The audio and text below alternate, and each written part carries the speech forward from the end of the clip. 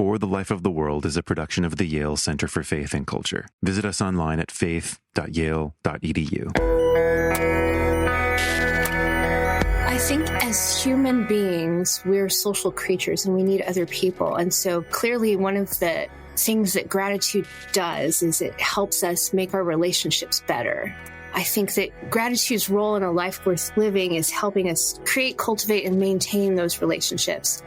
And those relationships can help us flourish and become better people. If someone's in a difficult circumstance and perhaps maybe they're grieving the loss of someone and they just need some time and some processing, then it makes sense that gratitude might be related to eventual increased well-being. But if someone's going through something where it's actually adaptive for them in the long run to experience negative affect, maybe someone's in an abusive relationship and they need to be angry or they need to be sad or fearful. And these negative emotions will motivate them to get out of the relationship or seek help. Then in that circumstance, being grateful might actually keep them from doing something. So I don't even like the question of what's related to well-being or what makes us happy, because it's not always adaptive to be happy. This is For the Life of the World, a podcast about seeking and living a life worthy of our humanity. I'm Evan Rosa with the Yale Center for Faith and Culture. It's November, and while some folks might choose to grow a mustache this month to raise awareness about prostate cancer, it's also that traditional month of gratitude and Thanksgiving. So many of us have been told or sold a narrative of the first Thanksgiving featuring people with funny hats, stories of indigenous embrace of colonial settlers, and it's all smothered in cranberry sauce and gravy. And then we go around the family table and we share something we're grateful for, try to keep the conversation away from religion and politics. I mean, not anyone that works at the Yale Center for Faith and Culture. We're always game for that. And then we take a nap with the tryptophanic food coma dreams of John Madden ranting about football and turducken. Stuff is looking good and smelling good and tasting good. We got to dig in and start eating now. This is a turducken right here. You know what a turducken is? A turducken, this thing here, and you get a little turkey and a little chicken and a little duck. Now that's there. That's turducken. There's just certain things that go together. You know, the turkey, the family, the tradition, football, and we have it all today. That's turducken. It's true, the yearly cycle of gratitude, well, it gets tiring. But should we be so cynical about gratitude? Contemporary psychological research consistently finds that practices of gratitude correlate with improved subjective well-being and other prosocial benefits. It's adaptive, and it's part of a flourishing life. So there are scientific reasons for being grateful. It's good for you. But I don't think that's what ancient religious traditions had in mind when they were practicing gratitude. There were other social, moral, and spiritual factors that pointed to the intrinsic goods of gratitude. Being grateful seems good for its own sake, quite apart from any instrumental benefits. Now, in this episode, we're taking a second look at gratitude. That is, not just the rosy, make you happier side of things, but the more complicated, the darker side of gratitude. Because the sunlight does leave a shadow. Or, as another philosopher, Daniel Tiger from the Mr. Rogers spinoff says, sometimes you feel two feelings at the same time, and that's okay. Sometimes you feel two feelings at the same time, and that's okay. And maybe if you had some turducken, you would feel three feelings at the same time. That's turducken. We were just having so much fun. Where was I? Today, research psychologist Jo-Ann Tsang of Baylor University joins Ryan McAnnally-Linz to discuss the scientific study of gratitude, particularly the study of gratitude toward God, and how this engages with theological reflection about gratitude, the social psychology of prosociality and adaptivity, and how it connects to our moral concepts of happiness and the meaning of the good life, the consistency of gratitude and anger, the complicated emotional world that gratitude inhabits, its dark side, and the role it plays in a life of flourishing. Thanks for listening, friends. Jo-Ann, thanks so much for coming on For the Life of the World. Thanks for having me. And could you give us a little bit of like the quick history of study of gratitude in contemporary psychology, where it started, where it came from, and where you think it is now? I think a lot of the research has been done on how gratitude is related to well-being. So does it decrease depression? Does it increase happiness? But there's also been some social psychological research looking at what are some of the contributing factors to gratitude. So does it matter if the person who helped you was intentional in their help? Does it matter if the help was big or if it was just something small? And for you, which of these questions about gratitude is really the most gripping? Which ones motivate you and say, I need to know that? Well-being is always interesting, but since I'm a social psychologist, I'm more interested in what are some of the situations that determine gratitude. So one of the studies that I'm still collecting data on is it even possible to feel grateful towards someone that you don't like? Not necessarily someone who's your enemy, but someone that you actively dislike.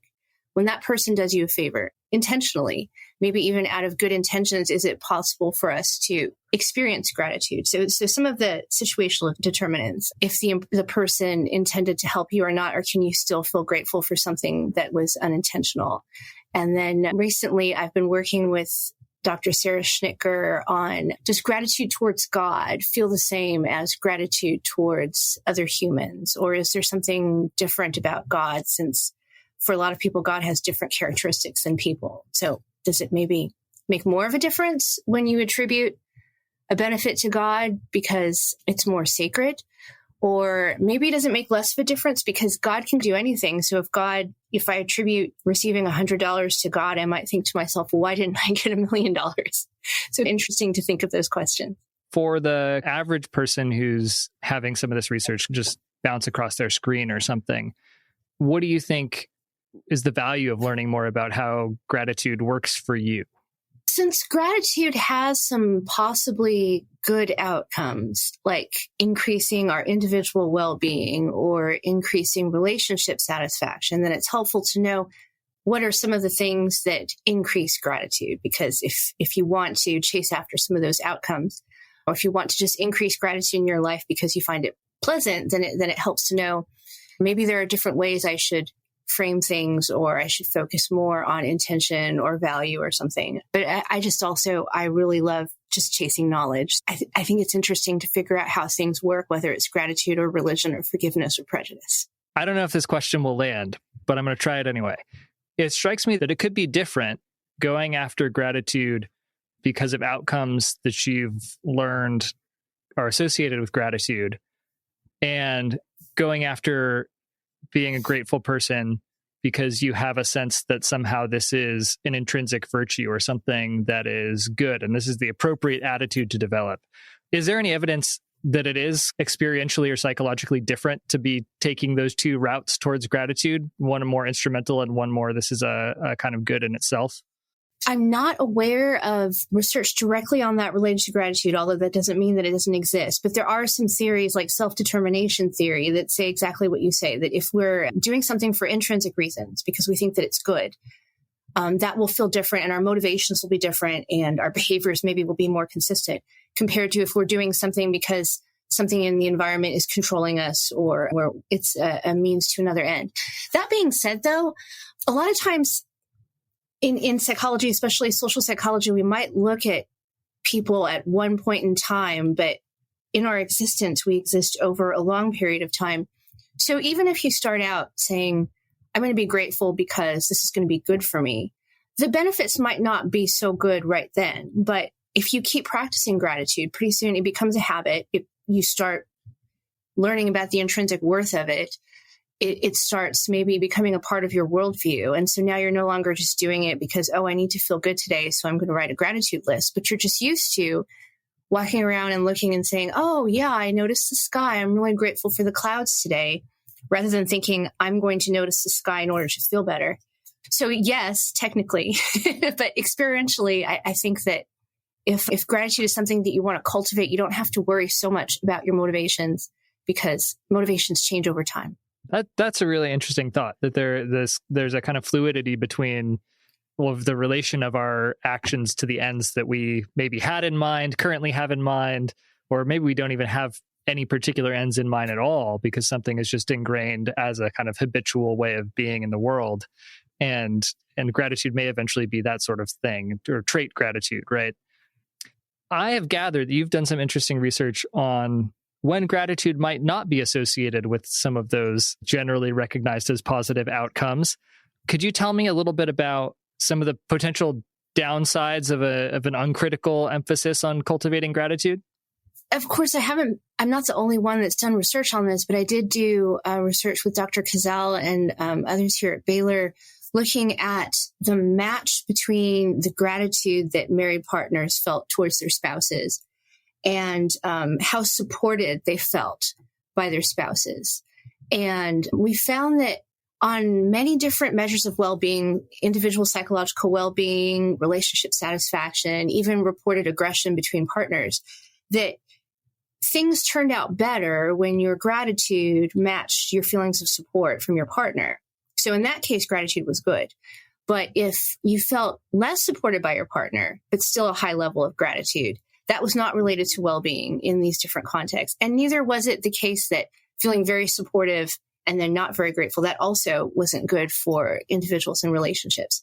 And so if you just take a unidimensional approach and say, let's just increase gratitude, that's not necessarily going to make people happier in their relationships or individually. That the gratitude has to be appropriate. It needs to match the actual benefits that you're getting. If you're grateful for benefits that are too small, or if you're not grateful enough for a really good relationship, neither of those things are going to be good for you. And I think that even though social psychologists like to pay attention to context, we haven't been doing a good job of testing that in the area of gratitude. That's really interesting. There needs to be a kind of match between one form of affective response to your relationship and the broader assessment of the relationship and the broader circumstances of the relationship. What do you think is going on? It seems to me strange to have a gap there. I would just at an intuitive level assume that I would generally line up my ranking of a question about how supported I feel and my gratitude ranking. Like they would just naturally go in step. Do you have any thoughts or hypotheses about how it is that those decouple, how somebody winds up saying they feel a lot of gratitude while also saying they don't feel supported, or vice versa? There could be a lot of possibilities, and we didn't really look at the reasons. One of them might be if you are in a relationship that's having trouble, there might be some sort of wishful thinking. Maybe you make yourself feel grateful because you're trying to improve your view of the relationship, even though objectively you don't feel like you're getting a lot of support. And then some people might feel on the other end, if they're not showing enough gratitude, but they see a lot of support, they might feel entitled to that support. They might say, yeah, my partner is great and I deserve someone who's great. And entitlement tends to be related to less gratitude. How, if at all, do you think that would flip over into the sphere of gratitude toward God? Does that seem to you to be a loosely or more tightly analogous sort of situation, such that we'd expect the same sort of dynamics to be at play? I can think of how it could be analogous in that if you're walking around acknowledging that God has been really good to you and that you've been very blessed, yet you're reporting very little gratitude, that might say something about the psychological relationship, the relational model you have in your head about God.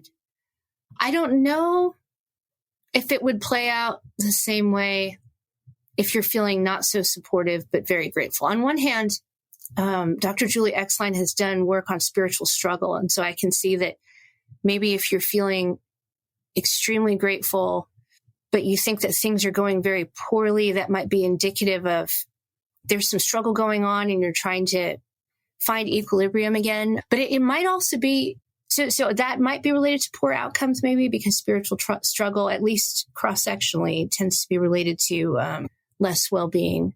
But on the other hand, it could also be that someone is maybe engaging in some perhaps really good coping mechanisms for maybe their life is really hard and they don't feel very supportive, but they're finding some meaning in their harsh life circumstances.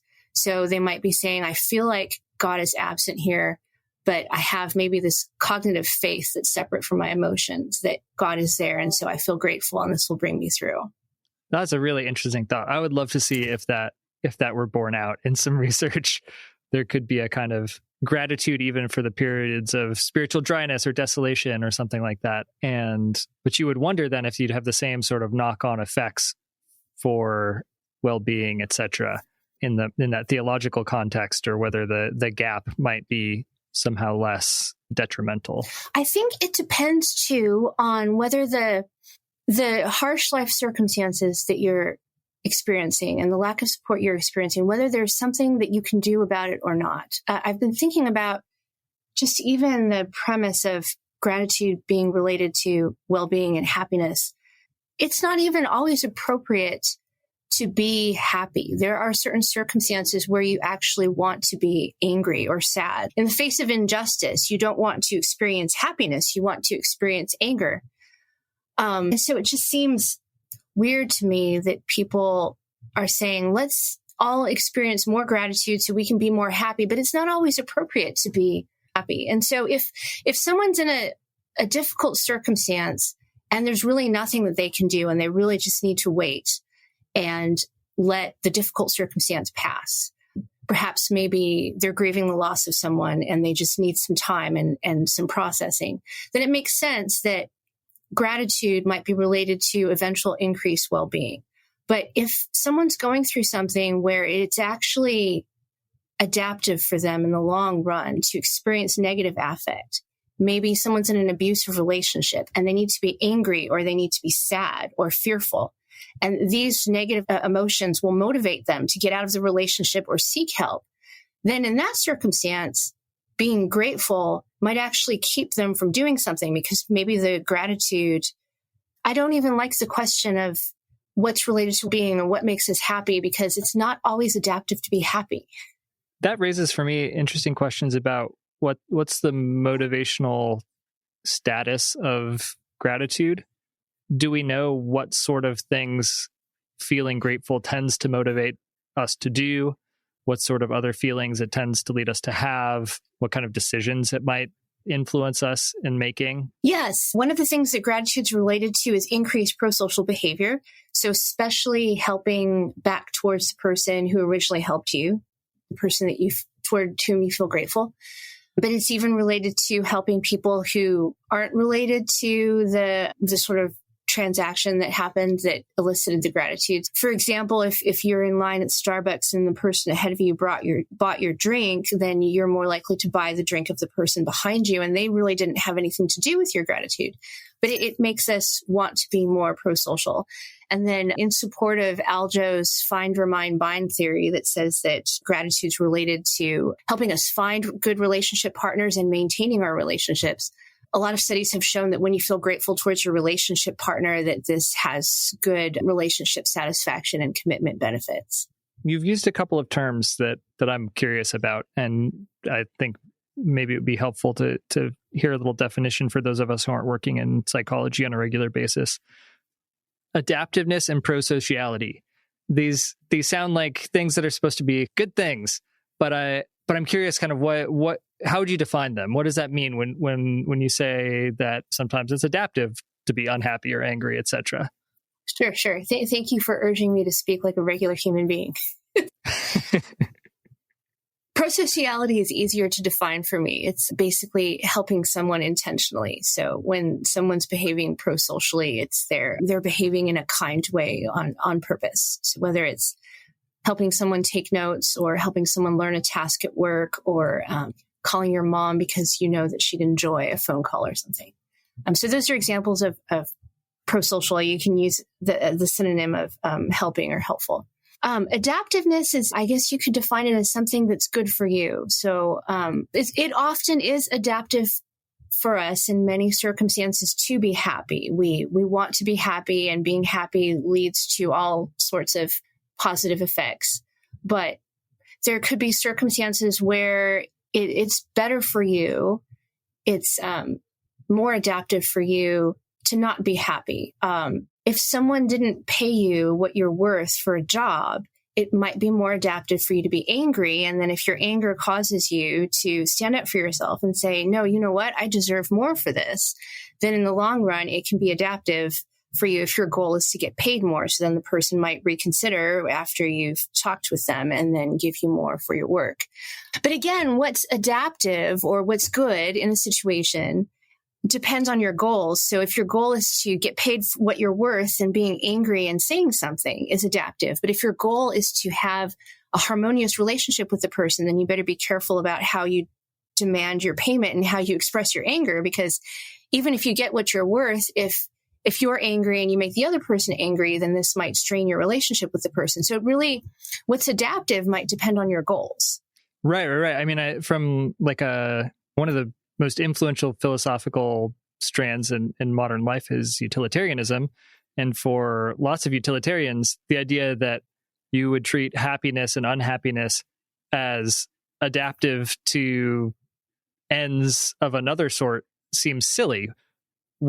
Isn't the goal simply to be happy, such that you might ask whether being happy now yields you the most happiness in the long term, but in the end, happiness is what you're after, not some sort of means to another end, right? So I take it that that's just to say adaptiveness is a very malleable sort of concept that does depend on being given some sort of filled out account of the good that you are seeking, or what it is that in which your good consists. Yeah, it really depends on what your goals are. And from a psychological point of view, at least from some theories of emotion, like Schwartz's feeling as information theory of emotion says that feelings are information. And so from that standpoint, when you're happy, happiness isn't an end goal. Happiness is a piece of information that lets you know where you are towards your goal. So if my goal is to be a doctor and I get an A in my chemistry class, I'll feel happy because that A is helping move me towards my goal of getting good grades, getting into medical school and all that, and eventually to be a medical doctor. But it just doesn't make sense when you think about the informational function of emotions to just chase the happiness, because the happiness is it's a message. What you're really chasing after is the goal, to be a doctor. And maybe your goal is informed by certain values. I want to help people, or I want a steady job, or I want my parents to be proud of me, whatever your goal is. But the happiness is just a message. It's not something to idolize or covet. So coming back around a little bit to gratitude specifically, we've talked a bit about gratitude in interhuman relational context and gratitude to God. And you've done some research looking at gratitude to God as a specific form of gratitude to what you call an intangible benefactor. What's the difference between being grateful to a more concrete kind of right in front of you benefactor and one that is a little amorphous, harder to pin down and point to? I don't have good data on that yet. We were trying to theorize what would make gratitude towards God different from being grateful to other human beings. And one of the things that Dr. Schnicker and I thought about was maybe it is that God is abstract, that most of us don't have concrete interactions with God. And so maybe that will make gratitude towards God different, in the same way that maybe gratitude towards nature or gratitude towards your country might be different than experiencing gratitude towards other people. But we're still working on collecting data on that. We've seen that the content of people's gratitude lists towards God is different in kind of predictable ways. So people are more grateful for more spiritual things when they think about being grateful to God. But that's less related to the intangibility of God and more, I think, just the context. So we're still trying to look into that. And it points back to a more basic question that I had when I started seeing that people were studying gratitude towards God. Why are we studying gratitude towards God? There must be something special that we think is going on with gratitude towards God. Otherwise, there are so many other benefactors we could study as well, but maybe there's something about the religious context or the sacred nature of God and the supernatural, or the types of benefits that God might provide us that would be different from the types of benefits that other humans can provide us. So still trying to figure that out. So one possibility that comes up from a trained theologian's perspective, which I will admit might vary rather distinctly from, I think you said normal people earlier, is that, so if you're working within a tradition of thinking of God as creator, and creator ex nihilo, creator of everything that is, then God's activity is primarily in this tradition with respect to the whole.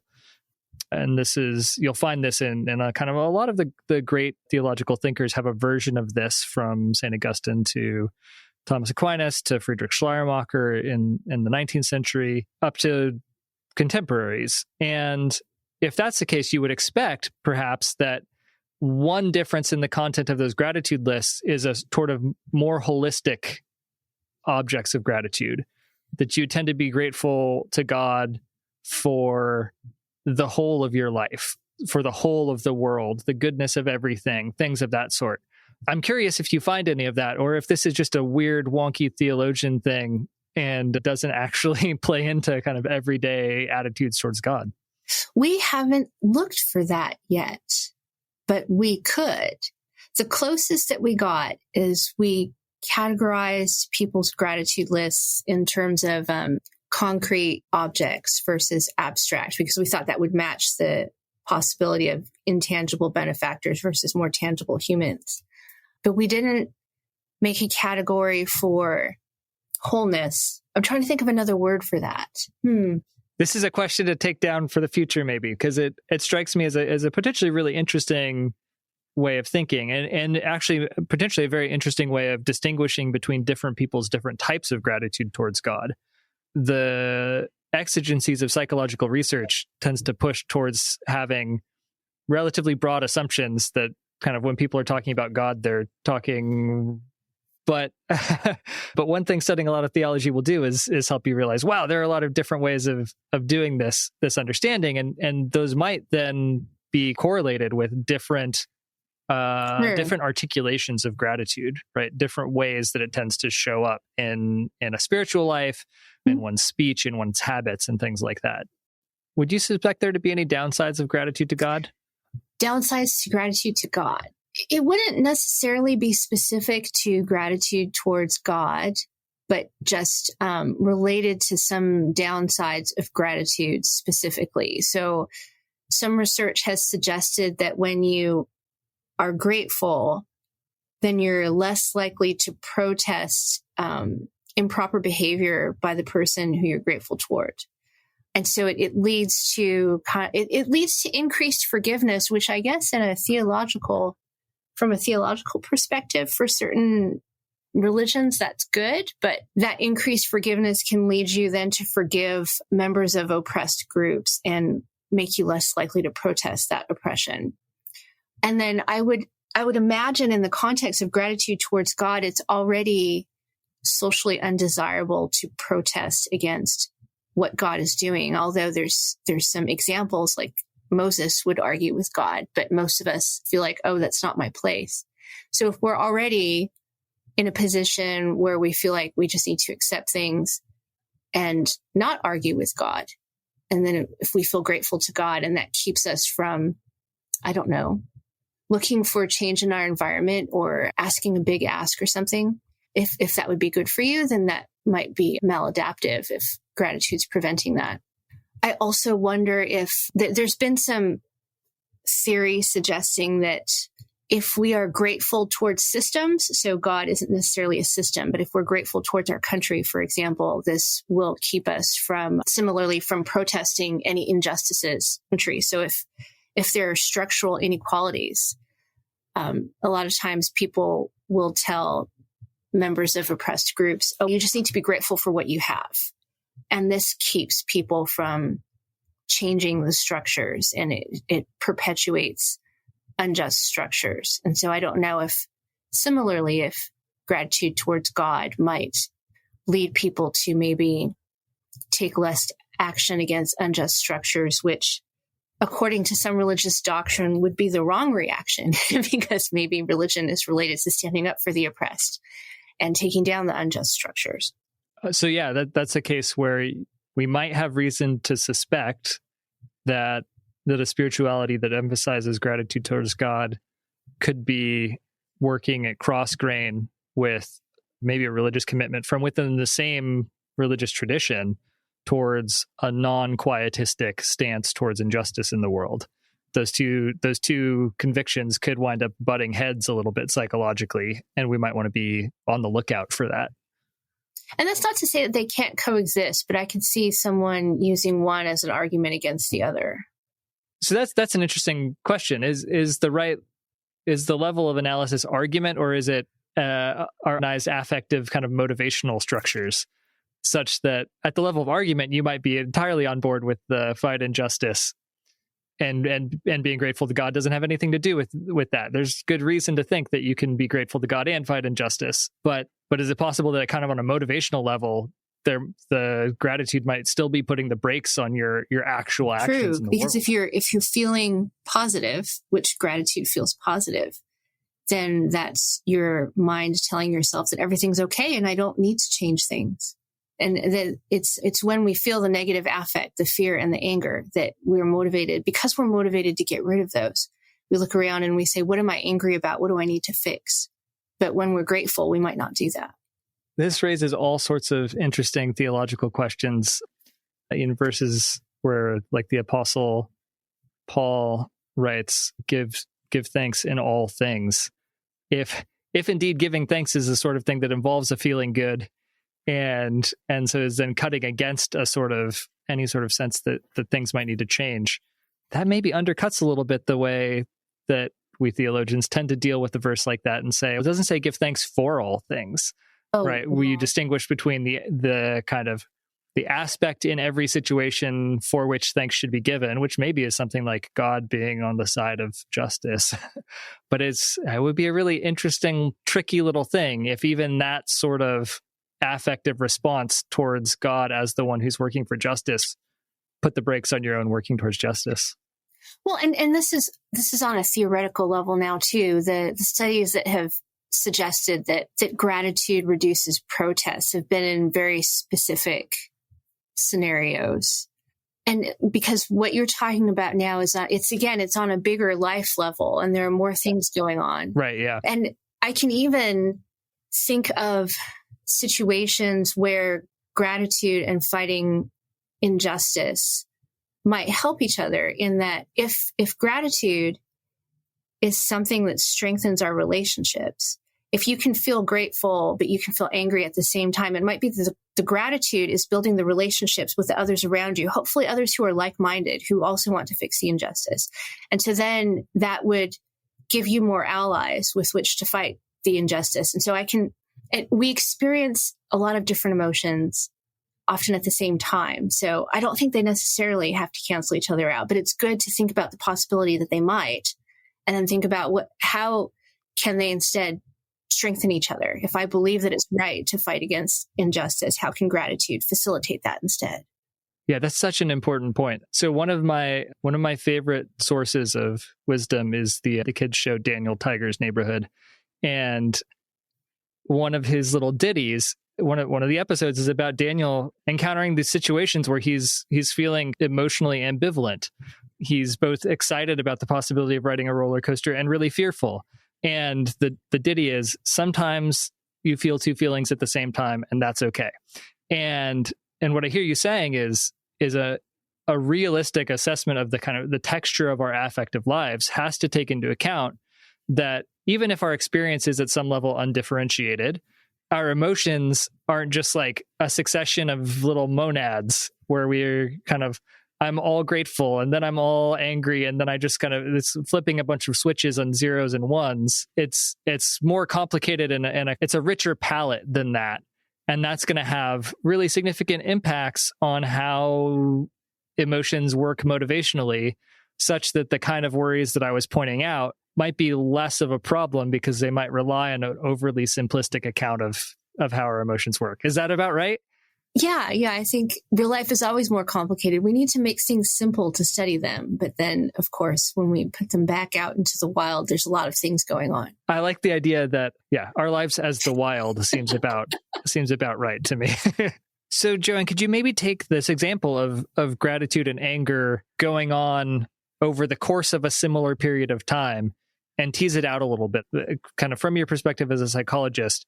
What do you think that would be like, and what is its significance to you? First, I have to say this is all speculation because I haven't studied gratitude and anger at the same time in the same study. But certainly in real life, we're experiencing more than one emotion at once, as Daniel the Tiger so reasonably and wisely sang about. When you see an injustice happening, you can be both grateful for the things that you have. Just because I'm mad that people are treated unfairly doesn't mean I'm not grateful for what I have. But I can also be angry that what I have is less than what I deserve, or what I have is not equal to what others have. And maybe we're supposed to be equal. So one doesn't rule out the other. And I worry when I see that everything is so simplified into small tweets and memes. And so I feel like a lot of the nuance of our life gets lost. And a lot of what we're told to do is to just seek out the happiness and just seek out the gratitude. And that, I think, prevents us from being able to hold more than one emotion at once. And when we feel the anger and the fear and even the sadness, we feel like that's wrong and that's bad and I'm not well. But it might be normal as a human to experience sadness when we see sad things, and that we don't need to run away from that or think that the sadness is tainting our happiness because it's there too. I mean, and it works the other way too, right? There's a lot of money made in constructing people's anger and focusing them on it. And I wonder if this more kind of nuanced approach might help us resist the sort of pressures that are either the sort of happy-go-lucky, you have to be happy sort of stance, and anything less is sort of a failure of your own self-care or the project of your own self-construction as a happy person, or into the I'm angry all the time, and to let up in my anger is to somehow fail to do justice to what's wrong in the world. Right. How can I feel happy when there's all these bad things going on?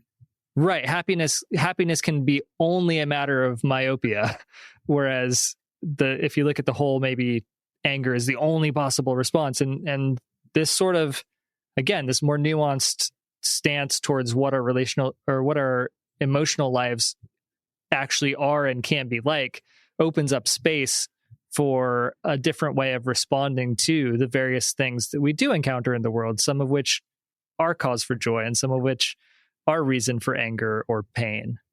Yeah, I've noticed a lot of people talking about you just need to see the good and you need to be grateful for what you have. And I know that they're doing that because they want to impress upon people a sense of autonomy. Like, you have a choice. You can focus on the bad or focus on the good. But then I do worry about blaming the victim or people feeling guilty when they can't focus on the good because maybe too much bad is happening, or maybe they're not in the habit of that yet. It's not yet under their control. So I can see that might cause more unhappiness to point out to people that the way you see the world is under your control. Right. It puts a lot of burden on somebody to say that it's a sovereign decision of yours which gestalt of the world you're going to go. Are you going to make the happiness appear out of your circumstances? Because it's always there to be had.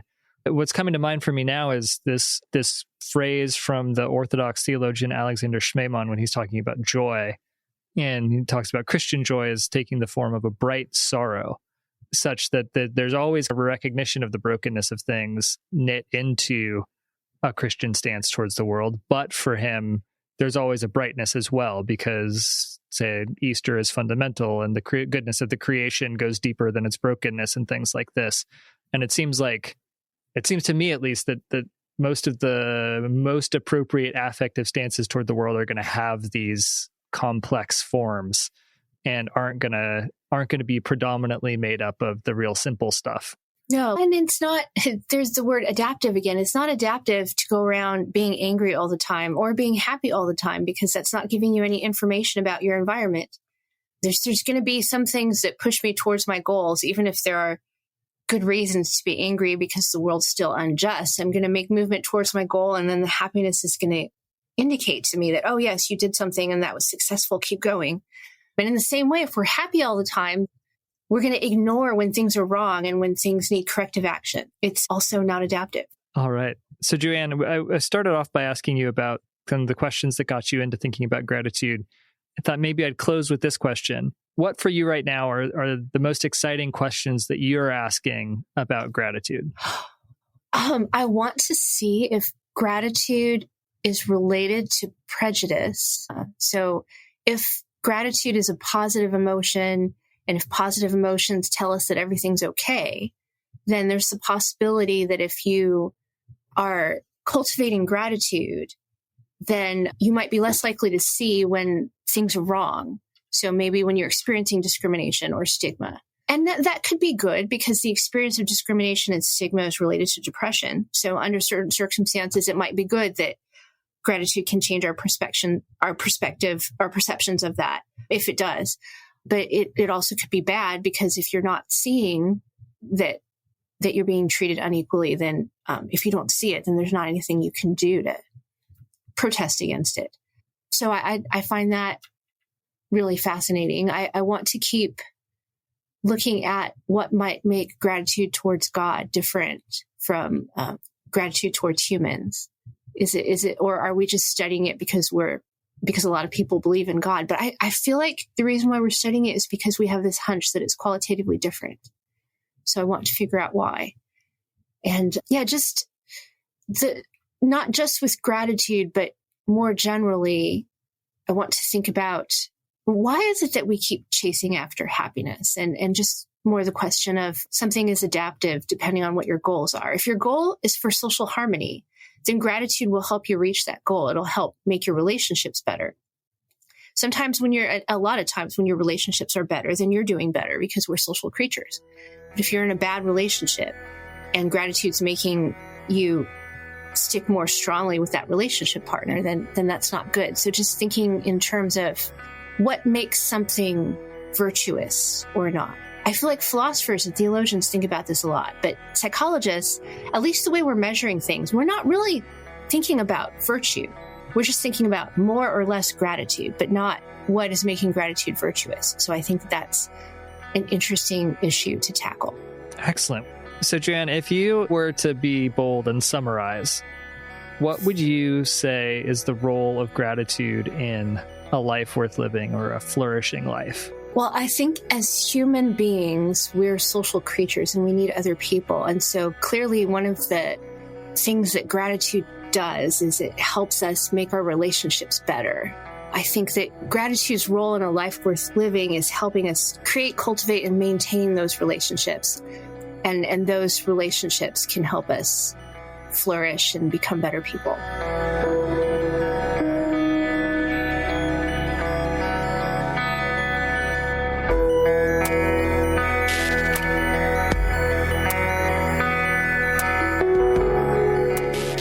Life of the World is a production of the Yale Center for Faith and Culture at Yale Divinity School. This episode featured research psychologist Jo-Ann Tsang and theologian Ryan McAnnally-Linz, and John Madden. Production assistance by Macy Bridge and Kaylin Yun. I'm Evan Rosa, and I edit and produce the show. Special thanks to Pete Hill, Robert Emmons, and the Gratitude to God Project for making this episode possible. For more information, visit us online at faith.yale.edu, where you can find past episodes, articles, books, and other educational resources, including plenty on gratitude, that will help people envision and pursue lives worthy of our humanity. And if you're new to the show, remember to smash subscribe in your favorite podcast app so you don't miss an episode. And to our loyal supporters, our faithful listeners, as usual, we have a humble request. Would you take a minute to tell a friend about the show or share an episode? You can hit the share button for this episode in your app and send it as a text or an email to a friend, or put it in your social feed.